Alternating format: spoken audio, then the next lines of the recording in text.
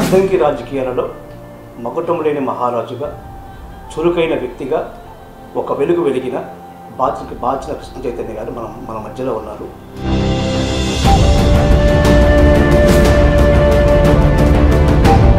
శాప్లెట్ చైర్మన్గా మీరున్నారు, ప్రజెంట్ పనిచేస్తున్నారు. అద్దంకి వైసీపీ ఇన్ఛార్జిగా గత ఎన్నికల్లో మీ నాన్నగారు ఉన్నారు, ఓడిపోయారు. మీ నాన్నగారిని కాదని చెప్పి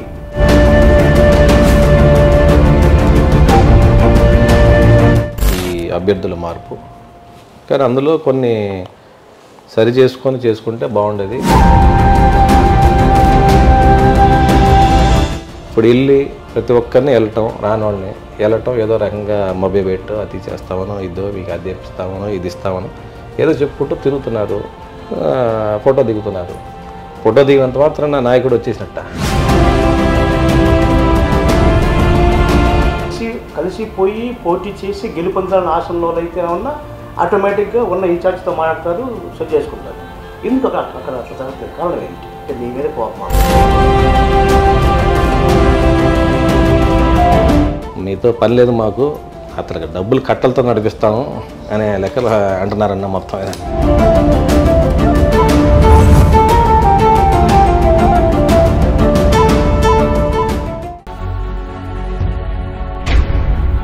i9 మీడియాకు స్వాగతం. నేను మీ అంజయ్యని. అద్దంకి రాజకీయాలలో మకుటం లేని మహారాజుగా, చురుకైన వ్యక్తిగా, ఒక వెలుగు వెలిగిన బాచిన కృష్ణ చైతన్య గారు మన మధ్యలో ఉన్నారు. దీంతోపాటు బాచిన వీరరాఘవయ్య, బాచిన గరటయ్య, 2 తరాల రాజకీయంలో మూడో తరం రాజకీయవేత్తగా బాచిన కృష్ణ చైతన్య అద్దంకిలో ఉన్నారు. ఆయనతో మరిన్ని విషయాలు తెలుసుకునే ముందు ఒకసారి మీకు పరిచయం చేస్తాను కృష్ణ చైతన్య గారిని. నమస్కారం సార్. నమస్తే అండి సార్. అద్దంకి రాజకీయాలలో ఏదో వెలితి. ఒకప్పుడు మీ తాతగారు వీరరాఘవయ్య గారు అంటే ఒక ఫేమస్, తర్వాత నాన్నగారు గరటయ్య గారు అంటే ఒక బ్రాండు. ఒక్క మాటలో చెప్పాలంటే బాచిన అంటే ఇంటి పేరు కాదు, అది స్టేట్ వైడ్గా, జిల్లా వైడ్గా ఒక బ్రాండ్ అన్నమాట. అటువంటి ఒక బ్రాండ్కి ఈరోజు ఏదో ఒక చిన్న వెలితి. కారణాలు ఏదైనా, రాజకీయాలు ఎలా ఉన్నా ఎందుకో చిన్న లోపం ఒకపడుతుంది. కారణం ఏంటి సార్ అది?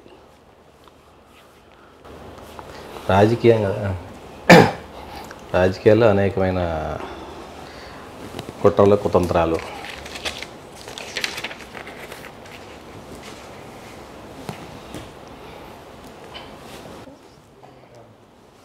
శాప్లెట్ చైర్మన్గా మీరున్నారు, ప్రజెంట్ పనిచేస్తున్నారు. అద్దంకి వైసీపీ ఇన్ఛార్జిగా గత ఎన్నికల్లో మీ నాన్నగారు ఉన్నారు, ఎన్నికల్లో పోటీ చేశారు, ఓడిపోయారు. అయినా కూడా ఆ సమయంలో మీ నాన్నగారిని కాదని చెప్పి మీకు ఇన్ఛార్జిగా నియమించారు. అలాంటి పరిస్థితుల్లో మీ నాన్నగారు ఏమన్నా బాధపడ్డారా, లేకపోతే నా కొడుకు వచ్చింది కదా అని చెప్పి సంతోషపడ్డారా? అదేం లేదండి, అని అనుకునే తీసుకోవడం జరిగింది.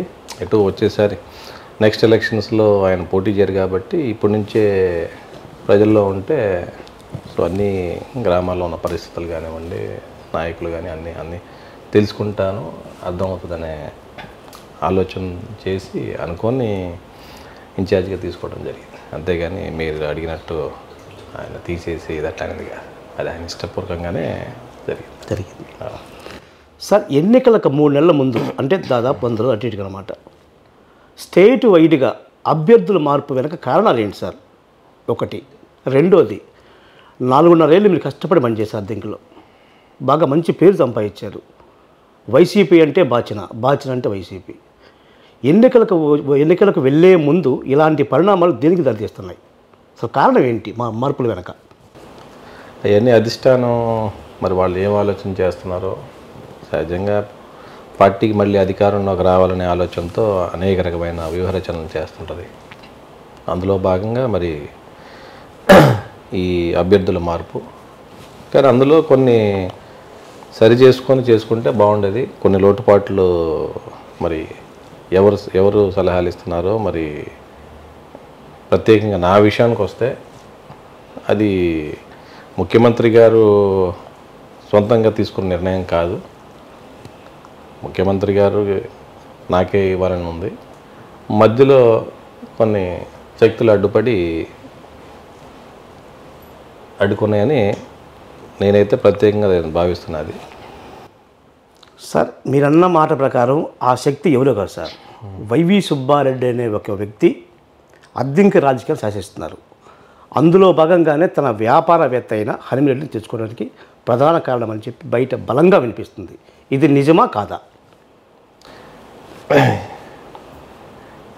ఏమండి, మధ్యలో కొన్ని శక్తులు, ఇక్కడ పేర్లు అనవసరం కాంట్రవర్సీకి పోదలుచుకోవాలి నేను. ఫస్ట్ థింగ్, ఓకే, ప్రజలకు తెలుసు, అందరికీ నియోజకవర్గంలో, ముఖ్యంగా నియోజకవర్గంలో ఉన్న నాయకులందరికీ, ప్రజలందరికీ కూడా ఏం జరిగిందనే తెలుసు. ఎందుకంటే ఈ రాష్ట్రంలో 175 నియోజకవర్గాల్లో కూడా ఏ విధంగా నేను ఇక్కడ పనిచేసింది, అద్దెంకి నియోజకవర్గంలో ఏ విధంగా నేను ఈ 4.5 సంవత్సరాల్లో ప్రజల దగ్గరికి ఏ విధంగా వెళ్ళింది ప్రత్యేకంగా అందరూ చూస్తున్నారు, అందరికీ తెలుసు. దీని గురించి నేను ప్రత్యేకంగా దీన్ని వివరించాల్సిన అవసరం లేదు. ఇంత చేసి దాదాపు మన గెలుపు దాకా తీసుకొని వచ్చిన సమయంలో ఈ విధంగా ఇప్పుడు కొత్తగా అభ్యర్థుల్ని తీసుకొని రావటం, ఎప్పుడు రాని వాళ్ళు కొత్తగా ఇప్పుడు వచ్చి నియోజకవర్గంలో మీటింగ్లు పెట్టడం, ఇవన్నీ చూస్తే మరి ప్రజలందరికీ కూడా అందరు గమనిస్తున్నారు. తప్పకుండా అద్దంకి ప్రజలు నా వైపే ఉన్నారని నేను భావిస్తున్నా. అద్దంకి ప్రజలు రేపు ఎన్నికలప్పుడు కూడా మంచి తీర్పే ఇస్తారని నేను ఆశిస్తున్నాను. సార్ ఇంకో మాట సార్, అద్దంకి కొత్తగా వచ్చిన ఇన్ఛార్జి హనుమిరెడ్డి మీకు ఏమన్నా ఫోన్ చేశారా? కనీసం టచ్లో ఉన్నారా? లేకపోతే కలిసి పనిచేద్దామని చెప్పారా? లేదు, నన్ను కలవటానికి ప్రయత్నం చేసిందని చెప్తున్నారు, కానీ నేనైతే పైన అధిష్టానంతో మాట్లాడాలి, మాట్లాడిన తర్వాతే అప్పుడు చూద్దామని మధ్యలో వాళ్ళు చెప్పడం జరిగింది. ఎవరైతే మా నియోజకవర్గ పరిశీలకులు ఉన్నారో వారికి చెప్పడం జరిగింది. నేను లేని సమయంలో వాళ్ళే వచ్చి నన్ను పిలిపించి ఆయన కలవకుండా వెళ్ళిపోయారనే ప్రచారాలు, ఇట్లాంటి చిల్లర రాజకీయాలు స్టార్ట్ చేశారు. మళ్ళీ ఇంకోసారి మాకు ఇంత ఖర్చు అయింది, అంత ఖర్చు అయిందని 20 కోట్లు అడిగారు అని ఇంకొక రకమైన ప్రచారాలు. ఇటువంటి చీప్ ప్రయాణాలు అంటే వాళ్ళకి ఏ విధంగా చూసినా, ఇప్పుడు మన ప్రత్యేకంగా ఎర్రగొండపాలెం మార్చారు. సరే, ఎర్రగొండపాలెం నుంచి మన ఇక్కడ సురేష్ గారిని, మంత్రి గారిని ఇక్కడ కొండేపి వేశారు. మేరు నాగార్జున గారిని సంతోషపాళ్ళు వేశారు. అక్కడ గౌరవంగా బాలినేని గారిని కలిశారు, మీ సహకారం కావాలని అడిగారు. బూచేపల్లి గారిని కలిశారు, మీ సహకారం కావాలన్నారు. టీజేఆర్ గారితో మాట్లాడినట్టున్నారు. ఇంతవరకు నియోజకవర్గంలో అడుగుపెట్టల, లోకల్ చిన్న ప్రాబ్లమ్స్ ఉన్నాయి ఇదని. అదేవిధంగా సురేష్ గారు కూడా బాలినేని గారిని కలిశారు, మీ సహకారం కావాలని అడిగారు. అదేవిధంగా మాదా శంకయ్య గారిని కలిశారు. అదేవిధంగా అశోక్ బాబు గారిని కలిశారు. ఇప్పుడు నియోజకవర్గంలో తిరుగుతున్నట్టున్నారు, వాళ్ళ సహకారం కావాలని. లేకపోతే జూపిడి గారిని కలిసి అన్ని విధాలుగా మాట్లాడుకో. మంత్రులుగా చేసిన వాళ్ళే, ఎక్స్పీరియన్స్ లీడర్స్ వాళ్ళే ఒక పద్ధతి ప్రకారం 15 రోజులు ఆలస్యమైనా కూడా వాళ్ళని కలిసి ఒక కమిట్మెంట్ తోటి పనిచేయాలనే ఉద్దేశంతో ఆ విధంగా నడుచుకున్నారు. మరి ఇక్కడ చూస్తే, ఇక్కడ ప్రకటించిన మరుసటి రోజే వచ్చి వాళ్ళ తమ్ముళ్ళు వచ్చి కూర్చొని అధికారుల్ని రప్పించుకోవటం, వాళ్ళని బెదిరించడం, సాయంత్రం పూట ఊర్ల గ్రామాల నాయకుల్ని కలవటం, ఇవన్నీ కూడా మరి చేసి చివరికి వచ్చేటప్పటికి మేము కలవాలనుకుంటున్నాం, ఆయన కలవట్లేదు, ఇట్లాంటి అబండాలు వేస్తూ ఇటువంటి ప్రచారాలు, అసత్య ప్రచారాలు చేసుకుంటూ తిరుగుతున్నారు. మరి నిజంగా పోటీ చేసి నిజంగా అట్లాంటి ఆలోచన ఉన్నవాళ్ళు ఇటువంటి చీప్ ట్రిక్స్ ప్లే చేయకూడదు. మరి ఎందుకు చేస్తున్నారో అది మరి వాళ్ళని, మరి అంటే వాళ్ళు ఏదో మిమ్మల్ని, అంటే హనుమారెడ్డి స్వయంగా మిమ్మల్ని కలవాలని చెప్పి మిగతా నాయకులతో మాట్లాడారంట. కానీ ఎందుకో మీరు అందుబాటులో లేకుండా పోతున్నారని చెప్పి అనేది వాళ్ళ వాదన. ఇది నిజమా కాదా? నేను చెప్పేది, ఇప్పుడు నాకు కాల్ చేస్తే చేసి ఉండొచ్చు, అన్నోన్ నంబర్ నేను తీసుకుండకపోవచ్చు.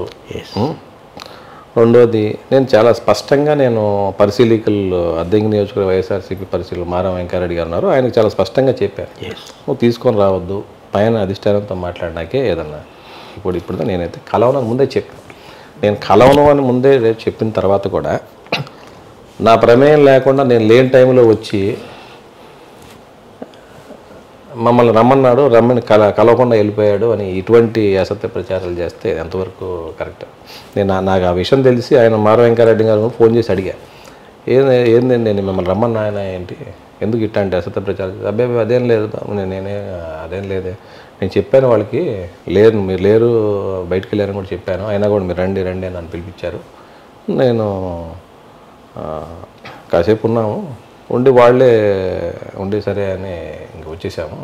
అదే నేను లేనని చెప్పా కదా, మరి ఎందుకు వచ్చారు మీరు? వాళ్ళు ఒకటే గొడవ చేస్తున్నారు, బాబు పిలిచారు కదా మరి నేను బాగా రాయలేకపోతే బాగోదని వచ్చాను అని అన్నాడు. మరి ఎందుకు ఇటువంటి ప్రచారాలు చేస్తున్నారు, నేను మిమ్మల్ని రమ్మలేదు కదా అంటే, అబ్బాయి అదేం లేదు మీరు రమ్మలేదు, ఇదేం తప్పులేదు, మరి ఎందుకు చేశారో నేను కనుక్కుంటాను అన్నాడు. ఇది జరిగిందండి. మళ్ళీ నెక్స్ట్ ఎపిసోడ్లో ఇంకొక రకంగా ఇంకో రకంగా ప్రచారాలు. ఇప్పుడు నేను అధిష్టానం పైన నన్ను పిలిచినప్పుడు 21వ తేదీ వెళ్ళాము. అక్కడ కూడా నేను వెళ్ళేటప్పుడే చాలా స్పష్టంగా చెప్పా, నేను కలిసే ప్రయత్నం మీరు చేయొద్దు, మీరు ఏదైతే ఇది జరిగిందో ముందు పైన మాట్లాడిన తర్వాతే అప్పుడు నేను మాట్లాడాలనుకుంటే అప్పుడు కలుద్దాం కదా, లేదా నేను కలవని చెప్పాను. నేను వెళ్ళేటప్పటికే ఆయన కూడా ఉన్నట్టున్నాడు అక్కడ, నేను వెళ్ళేటప్పుడు నేను చూడలే, నేను తిరిగి వెళ్ళేటప్పుడు ఉన్నాడు మనిషి. సో నేను లోపల సీఎంఓలో నేను మాట్లాడిన తర్వాత దాదాపు 2 గంటలు మాట్లాడిన తర్వాత నేను అప్పుడు చూశాను నేను వచ్చేసాను. ఇది జరిగింది. అక్కడ కూడా మమ్మల్ని కూర్చోబెట్టారు, ఆయనకి ఎమ్మెల్సీ ఇస్తున్నారు, ఇది చేస్తున్నారు, అయినా కూడా అతను లెక్క చేయట్లేదు. ఇట్లాంటి మాటలు జనం మాట్లాడటం అనేది అది కరెక్ట్ కాదు. మరి మిగతా నియోజకవర్గాల్లో ఏ విధంగా ఎట్లా పోతున్నారు, ఇప్పుడు మన పేపర్లో చూస్తే టీవీల్లో మన వెల్లంపల్లి శ్రీనివాస్ గారికి సెంట్రల్కి మార్చినప్పుడు కూడా మేమిద్దరం స్నేహపూర్వకంగా ఉన్నాము, నాకు సహకరిస్తారు మల్లాకృష్ణ గారు అని చెప్పి వాళ్ళతో కలిసి ఇది ఉండి ఆయన కలిసి ఇది జరుగుతుంది. తర్వాత ఆయన చేసేది లేని పక్కన పడేసేయండి. ముందు వాళ్ళు కలిసి వాళ్ళతో మాట్లాడి ఒకవేళ ఆయన వినకపోతే తర్వాత అధిష్టానం చెప్పి అధిష్టానం ఆయన బుజ్జగింపు చేస్తారు, ఆయన వింటాడు, ఆ తర్వాత సంగతి. ఆ ప్రొసీజర్ ప్రకారం పోతారు ఎవరన్నా పద్ధతి ప్రకారం. ఇక్కడ అదేం లేకుండా అనవసరమైన అందరు నాయకులను కలుస్తూ దానివల్ల ఉపయోగం ఏముంది? నాయకులందరూ ఇప్పుడేం నేనేం వేరే పార్టీ లేను కదా, నేను వైఎస్ఆర్ పార్టీలోనే ఉన్నాను, ఆటోమేటిక్ పోతుంటాను. నా నాయకులందరూ వాళ్ళు కొంతమంది బెదిరిస్తున్నారంట, రేషన్ షాప్ తీసేస్తాం, ఫీల్డ్ అసిస్టెంట్ తీసేస్తాం, వాళ్ళని అది తీసేస్తామని. సరే నన్ను అడుగుతుంటే సరే పోండి మీరు కూడా, ఏమన్నా మన పార్టీ కదా, ఇప్పుడు వైఎస్ఆర్ పార్టీ కదా, వెళ్ళండి అని. ఇప్పుడు వెళ్ళి ప్రతి ఒక్కరిని రాని వాళ్ళని వెళ్ళటం, ఏదో రకంగా మొబైల్ పెట్టు అది తీసేస్తామనో, ఇదో మీకు అది తెప్పిస్తామనో, ఇది ఇస్తామనో ఏదో చెప్పుకుంటూ తిరుగుతున్నారు, ఫోటో దిగుతున్నారు. ఫోటో దిగినంత మాత్రం నా నాయకుడు వచ్చేసినట్ట. రేపు ఎన్నికలు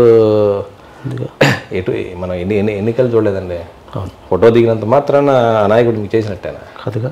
అందరు దాదాపు నా 70% అందరు నాతో టచ్లోనే ఉన్నారు. ఏంటంటే ఇవన్నీ చేసే బదులు పైన అధిష్టానం పిలిచినప్పుడు వాళ్ళు మాట్లాడుకున్నప్పుడు నేను నన్ను ఒక్కరిని సంప్రదిస్తే అంత అయిపోయింది కదా. ఈ రకంగా చేయటం అనేది మరి ఇంతకుముందు ఎప్పుడూ జరగలే. మరి ఏదో కొత్త రకంగా మరి ఈయన దీంట్లో పోతున్నారు. మరి చూద్దాం మరి ముందు ఏం జరిగిద్దో. మరి మీరు చెప్పినట్లుగా కొండేపి కావచ్చు, ఎస్ఎన్పాడు కావచ్చు, ఇన్ఛార్జ్ రాజబలపు సురేష్ కావచ్చు, ఇటు పక్క మేఘనాగర్ కావచ్చు, ఇద్దరు మంత్రులు అనమాట. సరే వాళ్ళ నియోజకవర్గాల్లో మార్పులు చేశారు, వాళ్ళు అంగీకరించారు, వచ్చారు. మండలాల నాయకులతో మాట్లాడుకున్నారు, లోకల్లో ఉన్న ఇన్ఛార్జీలతో మాట్లాడుకున్నారు, అంత సెట్ చేసుకున్నారు. కానీ అందుకు అద్దెంకిలో ఇందుకు భిన్నంగా అనమాట. అసలు అంటే కలిసిపోయి పోటీ చేసి గెలుపొందాలని ఆశ ఉన్న వాళ్ళు అయితే ఏమన్నా ఆటోమేటిక్గా ఉన్న ఇన్ఛార్జ్తో మాట్లాడతారు, సెట్ చేసుకుంటారు. ఎందుకు అక్కడ అట్లా జరగట్లేదు? కారణం ఏంటి? అంటే మీ మీద కోపమా? ఏవో రకరకాల, సరే నా మీద కోపమో ఏదో అది భగవంతుడు తెలియాలి. వాళ్ళకి ఇంకెవరన్నా గెలిపిస్తున్నారేమో, మేము కట్టలతో నడిపిస్తా ఉంటాం.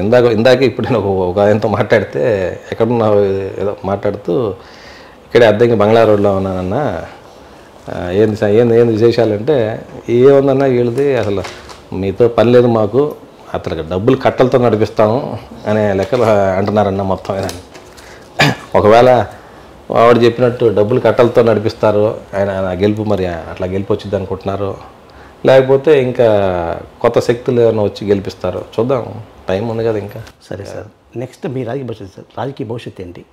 చూద్దాం ఇంకా డిసైడ్. పార్టీలో ఉంటారా లేకపోతే ఈ నియోజకవర్గంలో ప్రత్యేకంగా నేను ఎక్కడ వేరే నియోజకవర్గాన్ని ఒక ఎగ్జాంపుల్గా చూపించాల్సిన అవసరం లేదు. ఈ నియోజకవర్గంలోనే మా నాన్నగారు 94లో వేరే అప్పుడు తెలుగుదేశం పార్టీ బీఫామ్ వేరే వాళ్ళకి ఇచ్చినా కూడా ఆ వాళ్ళని కాదని చెప్పి మళ్ళీ మద్దతు ఇచ్చి ఇండిపెండెంట్గానే వేసి మద్దతు తీసుకొని టీడీపీ మద్దతు ఇచ్చి గెలిచిన సందర్భాలు ఉన్నాయి, చూసాం మనం. ఇక్కడ ప్రత్యక్షంగా మా నాన్నగారే చూసాం, అందరం చూసాం. అవి కాక మా నాన్నగారు పోటీ చేసిన 9-10 సార్లలో 3 సార్లు చివరి మూమెంట్లో టికెట్లు వచ్చినాయి, అంతే, అంతవరకే. ఒకసారి కాదు 3 సార్లు చూసాం. చివరి మూమెంట్లో కూడా టికెట్ వచ్చింది. మొన్న కూడా 2019లో కూడా చివరి మూమెంట్లోనే మాకు అనౌన్స్ వచ్చింది. కరెక్ట్. ఆ ముందు రోజు దాకా కూడా అటు ఇటుగానే ఉంది. చివరి లాస్ట్ ఏదైతే టికెట్లు అనౌన్స్ చేస్తున్నారో ఆ రోజు అనౌన్స్ చేయటమే. అవును, వస్తుంది అనే నమ్మకం మనకే తప్ప గ్యారంటీగా మనకి నువ్వు చెప్పిన సందర్భం కూడా లేదు. అప్పుడు కూడా డిస్టర్బెన్స్ క్రియేట్ చేయాలనేది చూశారు చివరి దాకా. మనం ఓడిపోవటానికి కూడా ప్రధాన కారణం కూడా అదే. కరెక్ట్. ఆ లాస్ట్ మూమెంట్ దాకా ఇది చేసేసరికి చాలామంది మనం ఉందో లేదో అనే ఉద్దేశంతో అటు ఫిక్స్ అయిపోయారు, అక్కడ ఒప్పందం చేసుకున్నారు. సో అక్కడ ఇరుక్కున్నాక ఎవరు రాలేక దానివల్ల అదే కారణం తప్ప ఇంకా 2-3 కారణాలు ఉన్నాయి. అవన్నీ అందరూ తెలిసిందే. దాని గురించి ఇప్పుడు మళ్ళీ నేను పోయి కాంట్రవర్సీ పోవడం నాకు ఇష్టం లేదు. సార్, ఇన్ఛార్జిగా మీకు బాధ్యతలు తీసేసిన తర్వాత షాప్లెట్ చైర్మన్గా పనిచేస్తున్నారు. మరి రాజకీయాల్లో గెలిపోవడం కాసేపు పక్కన పెడితే అంటే మీరు ఇదే పార్టీలో ఉండి మళ్ళీ ఏమైనా సీట్ తెచ్చుకోగలరా లేకపోతే ఏమన్నా పార్టీ ఏమైనా మారే అవకాశాలు ఉన్నాయా? అవన్నీ ఏమండి సార్, నేను కాంట్రవర్సీకి పోదలుచుకోలేదు 100%. వాటిలో ఇప్పుడు మన వైఎస్ఆర్ పార్టీలో ఉన్నా వైఎస్ఆర్ పార్టీ టికెట్ తప్పకుండా పార్టీ ఇప్పుడు ఈ తీసుకునే నిర్ణయం మళ్ళా ఆశిస్తున్నా నాకే వస్తుందని ఆశతో ఉన్న ఈరోజు కూడా గౌరవ ముఖ్యమంత్రి గారి మీద నాకు ఆ గౌరవం ఉంది. ముఖ్యమంత్రి గారు కూడా నా మీద అటువంటి గౌరవం ఉందని అనుకుంటున్నాను, అటువంటి ప్రేమ ఉందని అనుకుంటున్నాను. ఎందుకంటే ఈ 4.5 సంవత్సరాల నుంచి కూడా ఏదైతే జగనన్న చెప్పాడో దాని ప్రకారమే నేను నడుచుకున్నాను. నియోజకవర్గం అంతా కూడా ఏ ప్రోగ్రాం కానివ్వండి ఏదైనా కూడా చాలా వరకు అద్దెం కంటే ఇంతకుముందు మీకు అంత గొడవలు మీకు ప్రత్యేకంగా చెప్పడం అసలు 2019 దాకా నాది అక్కడే సార్, ఇబ్బంది లేదు. ఎప్పుడు అన్ని గొడవలే. ఒకరు కొట్టనివ్వండి, ఒకరు కొట్టించుకొనివ్వండి, లేకపోతే ఒకరు తన్నులు తిననివ్వండి, ఒకరు తన్నవండి, ఏదో రకమైన ఆరోపణలు కానివ్వండి, ఎప్పుడు ఏదో ఒక రకమైన ఇష్యూస్ ఉంటుండేవండి. ఈ 2019లో నేను ఇన్ఛార్జిగా బాధ్యతలు తీసుకున్న దగ్గర నుంచి కూడా ఎవరన్నా గొడవ చూసారా, ఏదన్నా లేకపోతే ఎవరన్నా మీద కక్ష సాధింపు కానీ ఎటువంటి సందర్భాల్లో ఏ కూడా నేను చేయలే. చాలా ప్రశాంతమైన వాతావరణంతో గొడవలకి ఎవరిని పోనివ్వకుండా మ్యాక్సిమం చాలా వరకు కంట్రోల్ చేసుకుంటూ సాఫ్ట్గానే పోతున్నాం ఈ 4 సంవత్సరాలు. ఎక్కడ కూడా ఒక రకమైన గొడవలు ఇష్యూ జరిగిన సందర్భాలు కూడా ఎక్కడా లేవు సార్. అట్లా తీసుకుంటూ ఒక లాస్ట్ ఏదైతే అద్దెం కంటే ఎప్పుడు న్యూసెన్స్ అనే ఇది ఉందో దాన్ని మార్చి ఒక డెవలప్మెంట్ని దృష్టిలో పెట్టుకొని కేవలం డెవలప్మెంట్ చేద్దామనే దాంట్లో ముందుకు పోతున్నాం.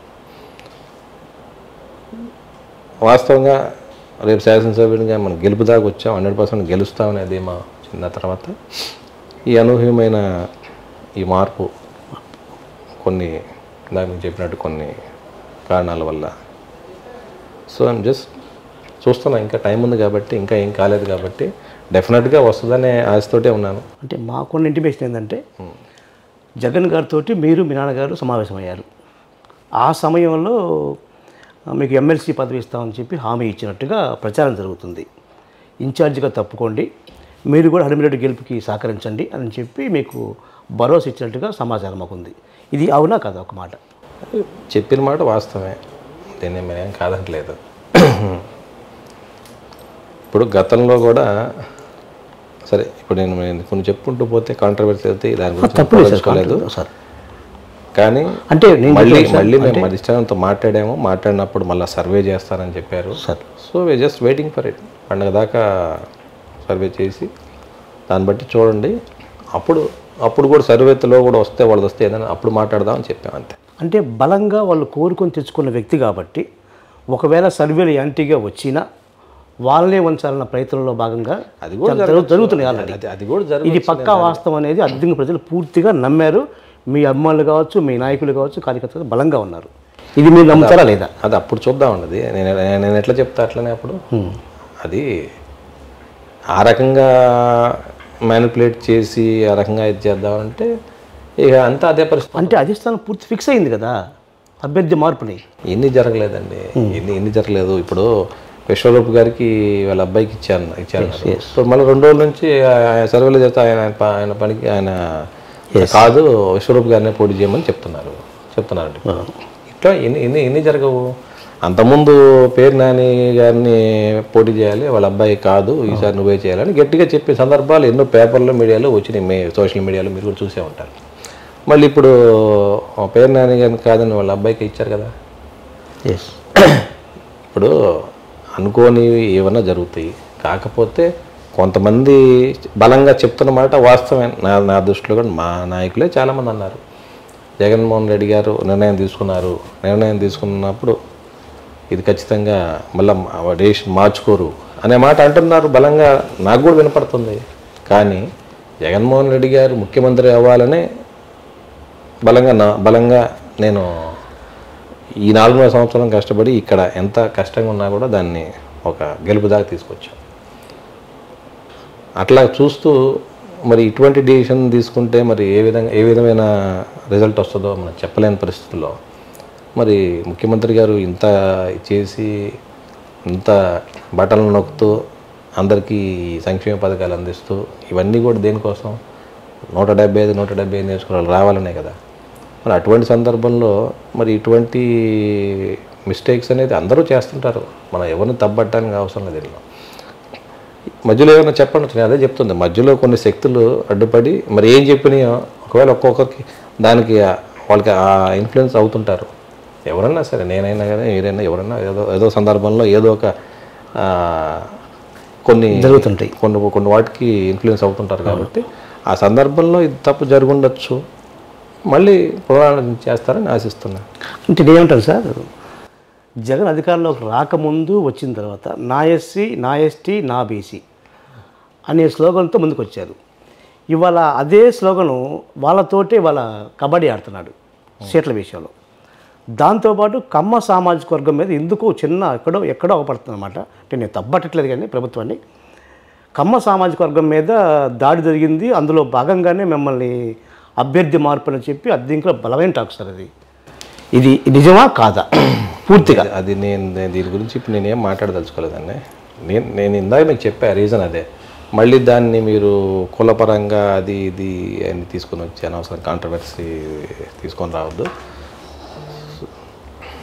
సార్. సంక్రాంతి తర్వాత మీ రాజకీయ భవిష్యత్తు ఏంటి చూద్దాం, పూర్తిగా చూద్దాం. మనం ఎప్పుడే అంటే నేను ఎందుకు అన్నమాట అంటే టైం కూడా లేకుండా ఉంది, 100 రోజుల టైం అనమాట. అంటే మనం ఆల్రెడీ పోటీలో ఉంటున్నాం కాబట్టి. ఇప్పుడు నేను ఒక్కడనే నిర్ణయం తీసుకునేది కాదు, మా నాయకులందరితో మాట్లాడాలి. ఇప్పుడు నేను ఒక డెసిషన్ తీసుకునేటప్పుడు నాయకులందరితో చర్చించి వాళ్ళ అభిప్రాయం కూడా తీసుకొని, ఎందుకంటే నేను ఒక చైతన్యం ఒకడే వెళ్తే డెసిషన్ తీసుకుంటే సరిపోదు కదా. నేను ఒక డెసిషన్ తీసుకున్నప్పుడు ఆ డెసిషన్కి లోబడి అందరూ పనిచేయాలి. ఆ పని చేసినందుకు ఆ పనిచేసిన ఆ పార్టీ బలపడాలి. నేను ఒక్కడే నిర్ణయం తీసుకొని 4 గోళ్ళ మధ్య తీసుకొని ఓకే లేకపోతే నాకేదో ఆఫర్ ఇచ్చాడు కదా అని చెప్పి నేను పోలేను కదా. That's not correct. అది అందరితో చర్చించి అందరి నిర్ణయం ప్రకారమే ముందుకెళ్తాం. సార్, పంగులూరులో బాచిన గరటయ్య గారు ఒక మాట అంటే వేదవాక్కు ఒకప్పుడు. అంటే ఆనాటి రాజకీయాలు వేరు, అసలు ఆ వ్యక్తులు వేరు, ఆ పరిస్థితులు వేరు అనమాట. ఎందుకు అందరూ కొంత ఈ మధ్యకాలం కొంచెం దూరం అయ్యారని చెప్పి ఒక బలమైన టాక్ అనిపిస్తుంది మీ కుటుంబానికి.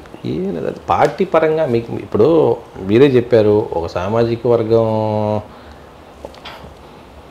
ఒక పార్టీకి బలంగా ఉన్నప్పుడు సహజంగా కొంచెం అది ఉంటుంది. అది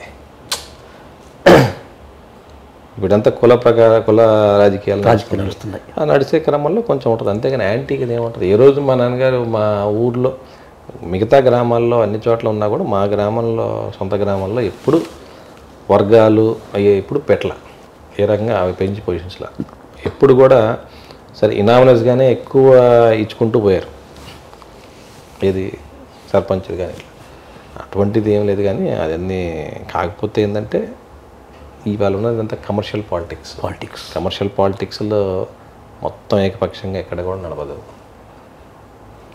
సో సహజంగా అందరికి 100కి 100 మంది అందరూ మనకి సపోర్ట్ చేయలేదండి. ఎగ్నెస్ట్ వాళ్ళు ఉంటారు, సహజంగా ఎగ్నెస్ట్ ఉంటుంది. ఎగ్నెస్ట్ ఉంటేనే కదా మనకి ఇదిగా ఉండేది. మొత్తం వన్ సైడ్ ఉంటే అసెంబ్లీలో 175 ఉంటే ఏం మజా ఉంటుంది చెప్పండి. ప్రతిపక్షం ఉంటేనే ముందు మన తప్పుల్లో ఏమైనా ఉంటే మనం సరి చేసుకోవడానికి కూడా తెలిసిద్ది. లేకపోతే సార్, అద్దంకి నియోజకవర్గంలో మీరు ఇన్ఛార్జిగా బాధ్యతలు చేపట్టిన తర్వాత మీ మీద తీవ్రమైన ఆరోపణలు వచ్చాయి. ప్రధానమైన ఆరోపణ ఏంటంటే ఇసుక, మట్టి, గ్రానైట్, భూదందాలు ఇవి ప్రధానంగా మీ కనుసన్నలో జరిగాయని, అందుకే అధిష్టానం ఇప్పుడు ఈ నిర్ణయం తీసుకుందని చెప్పి బయట వినపడుతున్న మాట సార్. అది అంటే అది కరెక్ట్గా నేను ఆ మాట చెప్పను, కానీ ఇది వాస్తవంగా బయట వినపడుతుంది. ఇది ఎంతవరకు నిజమే సార్? ఇది అసలు ఇప్పుడు ఆ క్వశ్చన్ అడిగే ముందు సార్ 175లో నాదే వినపడిందా? అసలు నాకు అదే అర్థం కావట్లేదు. భూదందాలు జరగటానికి మాది అది అంటే ప్రధాన ఆరోపణ గ్రామీణ ప్రాంతం ఒకటి. ఏదైనా ప్రూఫ్ తోటి ఉంటే ప్రూఫ్తో మాట్లాడి భూదందాలు ఏమైనా చేసాము, ఏదన్నా ఎవరి భూములను ఆక్రమించామా, లేదంటే ఎవరైనా బెదిరించి ఏమైనా చేసామా, అట్లాంటిది ఏమైనా ఉంటే చెప్పండి. శాశ్వతంగా అసలు మనం రాజకీయాలను ఇంకెప్పుడు అసలు ప్రశాంతంగా రాజకీయాలను విడిచిపెట్టి ప్రశాంతంగా వ్యాపారాలు చేసుకుంటాం. అదేవిధంగా ఇసుక, దాని గురించి అసలు మీరు ఆ క్వశ్చన్ అడగటం అనేది అది మీకు తెలుసు. అసలు మా దగ్గర అనేది ఇసుక అనేది లేదు. ఒక రకంగా చెప్పాలంటే అద్దంకి దగ్గర అదంతా సగం మట్టి క్వాలిటీ ఫస్ట్ ఆఫ్ ఆల్. రెండోది అది జేపీ సంస్థ అనేది వాళ్ళు తీసుకున్నాం. అది అందరికీ తెలిసిందే. గులకమ్మ కొత్తగా ఇప్పుడు దానికి మళ్ళీ ఇసుక ఆరోపణలు చేయటం దేనికి? రెండోది ఇంకేమన్నారు? ఇంకా గ్రానైట్ ఏముందండి? ఏముంది చెప్పండి. గ్రానైట్ ఏముంది? బలికూరులో ఏముంది? గ్రానైట్ ఏం మాఫియా? గ్రానైట్ ఏం మాఫియా? అంటే అందరూ మూసేసి మనం ఒకటే చేస్తామని చెప్పి క్వారీ మా అందరిలాగా క్వారీ అఫీషియల్గా పర్మిషన్లు తెచ్చుకొని నడిపిస్తున్న క్వారీ అండి అది. అందరూ మూసిపించింది నేనా మూపించింది? నాకేమైనా సంబంధం ఉందా? నేను చెప్తే మూతపడతాయా? నేను చెప్తే ఇన్ఛార్జ్ మీరు ఉన్నారు కాబట్టి ఇన్ఛార్జ్గా ఉంటే దానికి నాకేం సంబంధం అండి? ఇది అందరికీ తెలిసిన స్టోరీ ఇది. నేను ఎవరికన్నా ఏ క్వారీ వాళ్ళ దగ్గరికన్నా ఎవరి దగ్గరికన్నా నేను ఏదన్నా వాళ్ళని బెదిరించడం కానీ, లేదంటే వాళ్ళని నేనేమన్నా వసూలు ఇట్లాంటి కార్యక్రమాలు కానీ ఎక్కడన్నా చేయించని నిజంగా ఏమైనా ఉంటే మీరు చెప్పండి. దీనికి కూడా ఇందాక నేను చెప్పినట్టే పూర్తిగా రాజకీయాల నుంచి విరమిస్తాను. నేను కానీ ఎక్కడన్నా మహా ఇచ్చుంటే నేను సీఎం రిలీఫ్ ఫండ్కి అప్పుడు కరోనా అప్పుడు సీఎం రిలీఫ్ ఫండ్ అప్పుడు ఒక 20 లక్షలు ఏమో ఇచ్చుంటారు మొత్తం అంతా క్వారీ వాళ్ళు కలిపి అసోసియేషన్ వాళ్ళు. అంతే తప్ప అది కూడా సీఎం రిలీఫ్ ఫండ్ అనే చెక్కు, డబ్బులు కూడా నా చేతికి కాదు, సీఎం రిలీఫ్ ఫండ్ చెక్కు అనే చెక్ వాళ్ళు రాసి ఇచ్చారు తప్ప నాకు ఇచ్చింది కాదు. ఎక్కడన్నా ఉంటే లోకల్గా ఏదన్నా తిరునాళ్ళు జరిగినప్పుడు అక్కడ వాళ్ళు లోకల్ వాళ్ళు 20,000 30,000 అది కామన్ మార్కెట్ సార్. అదే తప్ప నేను ఏ రోజు ఒకవేళ నేను నిజంగా పోటీ చేయదలుచుకుంటే పోటీ చేయాలంటే పోటీ ఉంటే తప్పకుండా ఏదో మన చందాలు కంపల్సరీ కదా అప్పుడు అడుగుతాను. అవును, అంతేగాని మీరు అన్నట్టు గ్రానైట్ వాళ్ళ దగ్గర వీళ్ళ దగ్గర ఎప్పుడు కూడా నేను మూపించటం ఇది మాత్రం నిజంగా పెద్ద జోక్లా ఉంది. నేను మూపించేది ఏందో అందరూ నడుస్తున్నాయి అక్కడ. అంటే ప్రధానంగా మీ ఎమ్మెల్యే ఆరోపణలు చేశారన్నమాట. అప్పుడు నేను చేశానని మీరు అంటే సీఎంతో మాట చేయించారని ఎక్కడ చూపించండి. ఆరోపణలు చేశారు ఆయన ఆల్రెడీ చూపించండి, ఛాన్సాలు చేశారు ఆయన. చూపించండి నాకు ఏదో ఆరోపణలు చేస్తే ఏదో వీడియో కానీ ఏదన్నా అదే ప్రింట్ మీడియా కానీ ఏదో ఒకటి ఉంటుంది కదా, చూపించండి. మీరు అది చూపిస్తే నేను స్పందిస్తాను దానికి. నాకు తెలిసి ఇప్పుడు అతనికి కూడా తెలుసు ఏది నా ప్రమేయం ఉందా లేదా అనేది. నేను ఇందాక కూడా మీకు చెప్పా, వ్యక్తిగతంగా ఎవరి మీద కూడా నేను కక్షాదింపు అనేది చేయలేదు, చెయ్యను కూడా. రాజకీయంగా చూసుకోవాలి, రాజకీయంగా ఎదుర్కోవాలి, రాజకీయ పోరాటాలు చేస్తాం. కానీ వ్యక్తిగతంగా అనవసరంగా ఎందుకు పోతామండి? అన్ని రోజులు మనయా ఎస్. ఈ రోజు నాది అవ్వచ్చు, రేపు అవతల వాళ్ళది కావచ్చు, మళ్ళీ ఎల్లుండి నాది కావచ్చు, అవతల మళ్ళీది కావచ్చు. అవును. అనవసరమైన అన్నెసరీ కాంట్రవర్సీలు ఎందుకు పోతాం? ఎప్పుడన్నా పోనీ గట్టయ్య గారు రాజకీయం చేసిన దగ్గర నుంచి కూడా పొలిటికల్ వైరమే తప్ప పర్సనల్గా ఎప్పుడో ఎవరితో కూడా లేదు, వ్యక్తిగతంగా ఎప్పుడూ లేదు. అట్లాంటి కక్షాదింపు ఎప్పుడు మనం ఎవరి మీద కూడా చేయలేదు. పార్టీ ఇప్పుడు మన పార్టీ వాళ్ళు అనుకోండి, మన పార్టీ వాళ్ళ మీద అవతల పార్టీ వాళ్ళు ఏదన్నా వాళ్ళని ఏమన్నా ఇబ్బంది పెట్టో ఇది చేస్తే, వాళ్ళని ఏమన్నా కొడితేనో వాళ్ళు ఇది చేస్తో, వాళ్ళ సహాయం కోసం వచ్చినప్పుడు మమ్మల్ని ఇబ్బంది పెడతారన్నప్పుడు అప్పుడు వాళ్ళని చూడండి వాళ్ళని పోలీసు వాళ్ళు చెప్పడం, వాళ్ళు గట్టిగా వాళ్ళకి బుద్ధి చెప్పడం అట్లా చెప్తాం. కానీ ఎప్పుడు పర్సనల్గా ఏదైనా లేదా కనీసం ఇప్పుడు నన్ను చాలామంది విమర్శిస్తుంటారు, ఏదేదో మాట్లాడుతుంటారు. ఏ రోజు కూడా నేను నాకు తెలిసి కూడా నేను, ఎందుకంటే నాకు తెలియని వాళ్ళు కూడా విమర్శిస్తుంటారు, నేనంటూ ప్రత్యేకంగా తెలియని వాళ్ళు కూడా విమర్శిస్తుంటారు. ఎందుకు? నా మీద కోపం కంటే వాళ్ళ నాయకుడి మీద అభిమానం ఉండొచ్చు, లేకపోతే వాళ్ళ పైన అధినాయకుడి మీద ఆ పార్టీ మీద అభిమానం ఉండొచ్చు. వాళ్ళు సహజంగా నేను అవతల పార్టీలో ఉన్నా కాబట్టి, అవతల పార్టీలో నేను రిప్రజెంట్గా ఉన్నా కాబట్టి సహజంగా ఆ కోపం ఆటోమేటిక్ వచ్చేసింది. అది ఈవెన్ మా వాళ్ళు కూడా ఉంటుంది. ఇప్పుడు స్థానిక ఎమ్మెల్యే మీద కూడా తెలుగుదేశం పార్టీ కాబట్టి నా దగ్గర ఉన్న వాళ్ళకి ఏమి ఉండదు పాపం. అయినా కూడా మా అన్నకి పోటీ ఇవ్వడు, లేకపోతే మా అన్న ఇది ఆ ఉద్దేశంతో సహజంగా మన మీద ఉన్న ప్రేమకి ఆటోమేటిక్గా అది వచ్చేసింది బయటికి. వాళ్ళు కూడా వ్యక్తి కోపం పెంచుకుంటారు, అంతేగాని వాళ్ళకి ఏముంటుంది? అట్లనే నాకు వాళ్ళకి ఏముంటుంది చెప్పండి? ఎప్పుడు కూడా వ్యక్తిగతంగా ఏ రోజు నేను పోను కూడా. సార్ ఇవన్నీ కాసేపు పక్కన పెడితే నెక్స్ట్ మీ రాజకీయ భవిష్యత్తు ఏంటి? ఒకటి అంటే అంటే అంటే ఇండిపెండెంట్గా పోటీ చేయాలనుకుంటున్నారా, లేకపోతే ఏదైనా టీడీపీను జనసేన పార్టీలు చేయాలన్నా?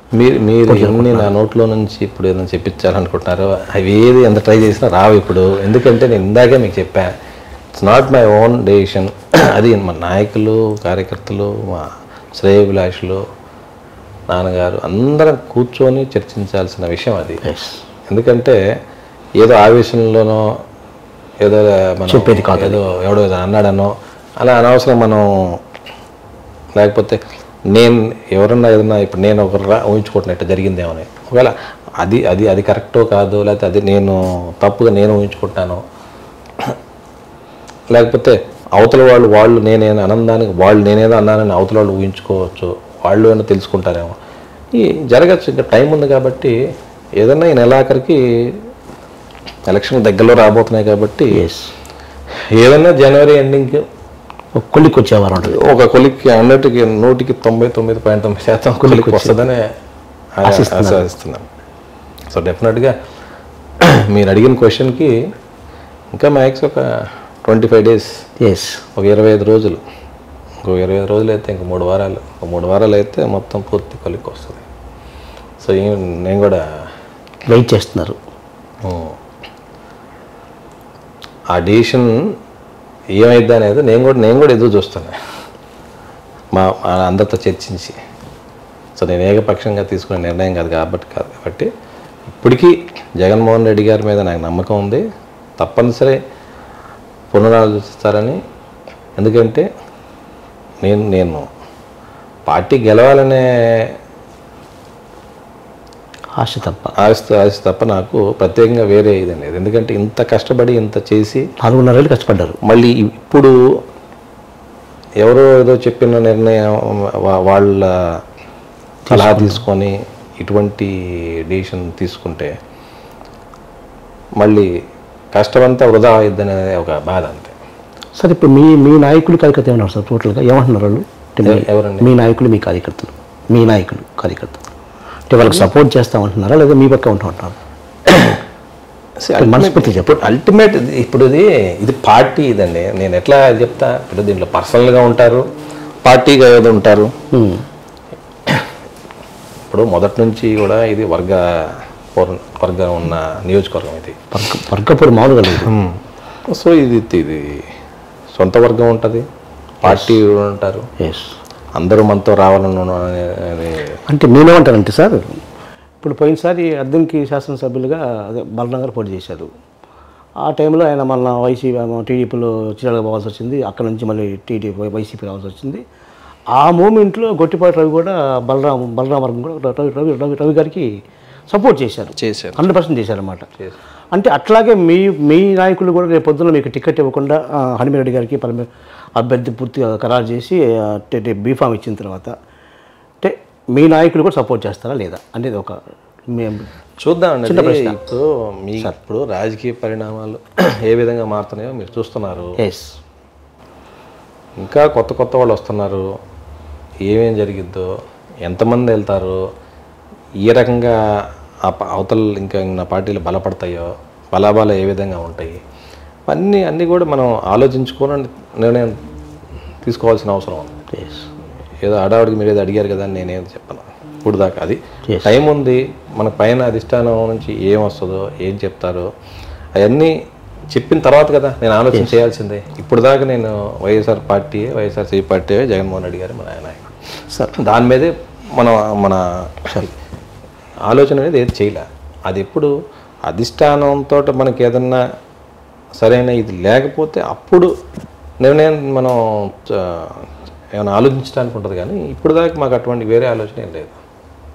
దాన్ని మీకేంటంటే మీకు ఏదో కాంట్రవర్సీ ఇది కావాలి మీకు కాబట్టి ఏదో ఒకటి లేదు సార్.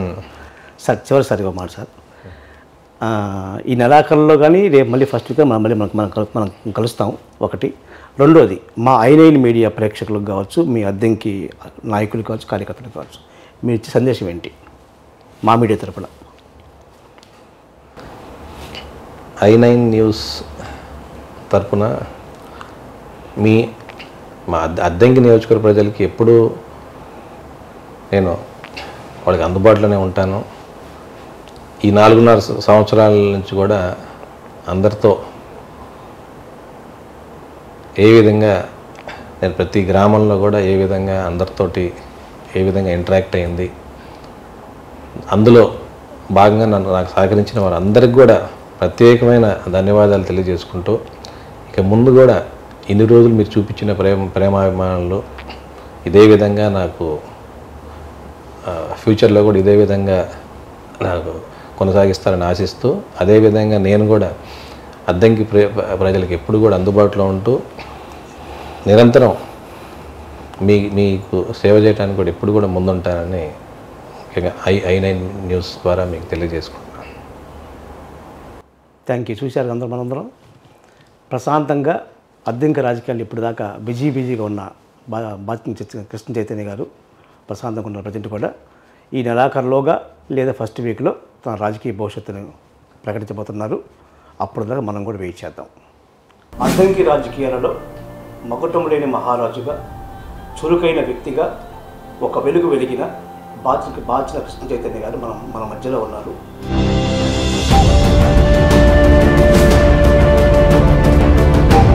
శాప్రెడ్ చైర్మన్గా మీరున్నారు, ప్రజెంట్ పనిచేస్తున్నారు. అద్దంకి వైసీపీ ఇన్ఛార్జిగా గత ఎన్నికల్లో మీ నాన్నగారు ఉన్నారు, ఓడిపోయారు. మీ నాన్నగారిని కాదని చెప్పి